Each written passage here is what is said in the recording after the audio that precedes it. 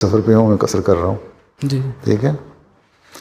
اور عموماً 14 دن تک 15 دن تک آپ قصر کر سکتے ہیں. جی سر. ٹھیک ہے. لیکن اگر آپ کو مدت پتہ نہیں ہے اور 4 دن کے لیے آپ کا سفر ہے، پھر آپ کام کی وجہ سے 4 دن اور ٹھہر گئے، آپ قصر کرتے جا رہے ہیں، جی تو کر سکتے ہیں. حضرت مسیح علیہ الصلوۃ والسلام کو ساتھ ایک واقعہ اس طرح پیش ہوا کہ اس طرح چند دن کے لیے سفر تھا، نماز قصر فرماتے رہے آپ، اور وہ مدت جو ہے تقریباً 2 مہینے تک طویل ہو گئی، جی اور آپ نے تو قصر کی نماز. ٹھیک ہے. جی تو یہ تو اس بنیاد پہ ہے کہ آپ کے سفر ہے، سفر سمجھتے ہیں، اس کی نیت سے نکلے ہیں تو قصر کریں.